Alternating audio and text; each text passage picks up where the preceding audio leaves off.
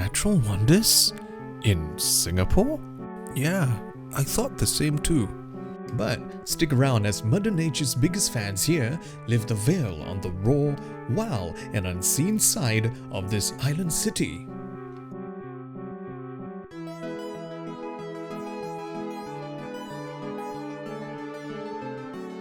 Today we're here on the fringe of bustling Chinatown. Not for dim sum, but to look for our first nature buff. There she is. Hi, I'm Vivian. Vivian's a professional taxidermist, the only one in Singapore in fact, and as you probably guessed, she doesn't drive a taxi. Many people in Singapore do not know what taxidermy is. Taxidermy is the art of preservation. When you have a dead animal, you will have to clean it, skin it, mount it, and in the end make it look beautiful and alive again. Trained in zoology, Vivian knows the different animals inside out, quite literally.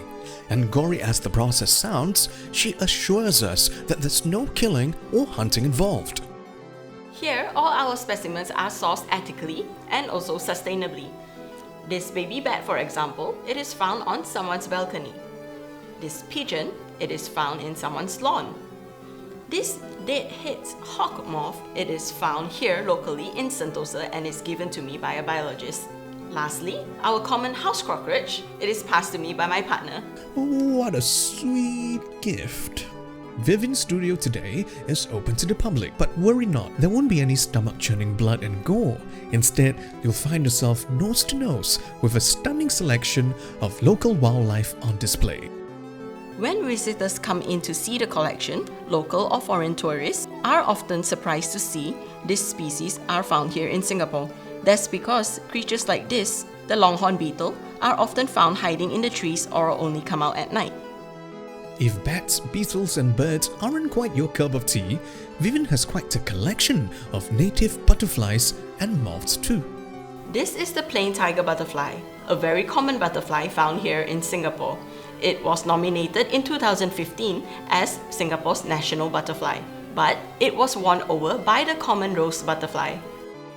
Through my works, I hope it will bring people closer to nature and find that taxidermy is not as scary or gory, but a field of science. Through taxidermy, all of these beautiful creatures can be preserved and be studied up close without you having to experience fear.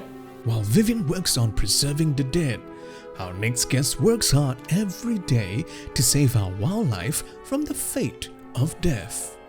That's Anbar Rasi, and she heads up ACRES, an animal welfare organization that works closely with NParks, the lead agency for nature conservation in Singapore. Hi, you can just call me Anbu. ACRES runs a 24/7 rescue hotline in Singapore for the public to report any wild animals in need of help. But in a small urban city like Singapore, are there even many wild creatures to rescue? These days, we handle more than 1,400 calls to our hotline every month. Wow, I sure wasn't expecting those numbers. Yes, there has been an increase since the pandemic because more and more people, when they are working from home or they are visiting green spaces, they have had more wildlife encounters. And we rescue a different range of wild animals, whether they are stranded reptiles like snakes or monitor lizards, or injured or orphaned baby birds, or even pangolins who have lost their way in our urban jungle. What animal will ACRES rescue today? Sit tight as we're about to see them in action.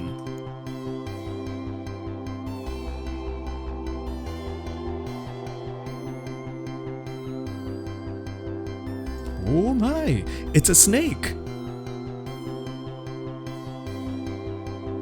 Sorry buddy, vending machines are meant for snacks, not snakes. And where might you be headed now? So these are native reticulated pythons found in Singapore. So we'll be bringing him or her over to the zoo to check if there is some microchip, because there's an ongoing population study as well. If he or she doesn't have it, she will be microchipped and then released back into a suitable habitat. But sometimes the rescued animals may be injured or too helpless to be returned to the wild.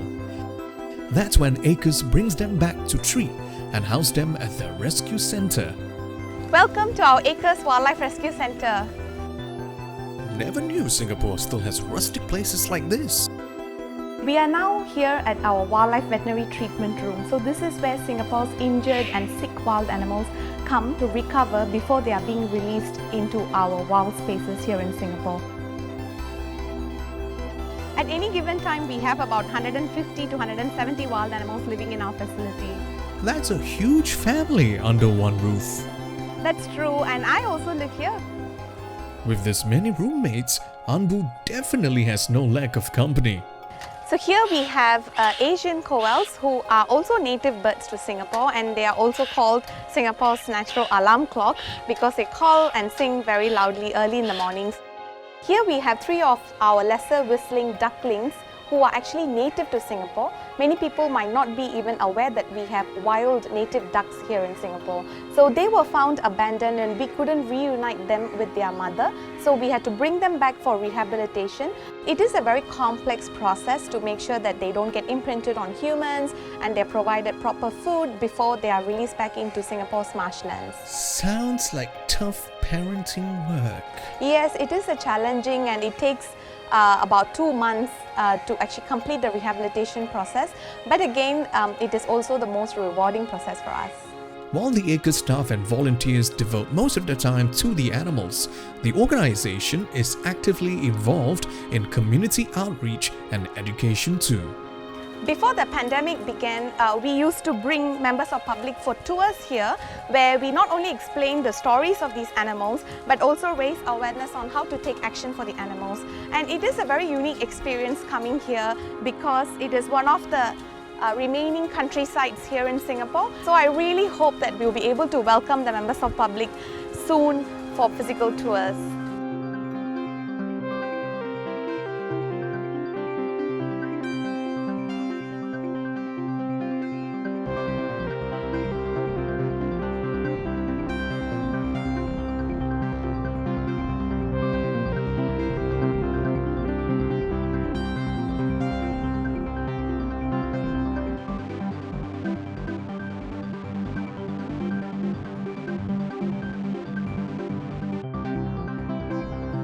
Seeing Singapore's hidden wildlife through the unusual jobs of these ladies, that certainly was refreshing.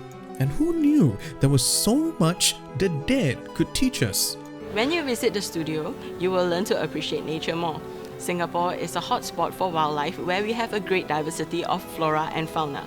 Do keep a lookout for all these amazing animals that are found here. Yes, I can now confidently name more of Singapore's native animals other than a Malayan. Aside learning about wild animals, we also need to learn about wildlife etiquette.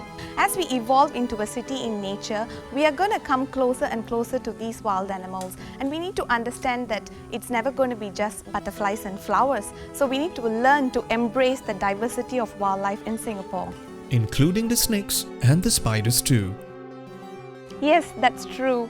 Every animal has an important role in our ecosystem, and that is why we have to preserve what we have. Yes, indeed. In this series, we have had quite the adventure exploring Singapore's hidden natural beauty together with our guests. We hope some of their deep passion for Mother Nature has rubbed off on you. And perhaps you too will join them in going wow over the wild.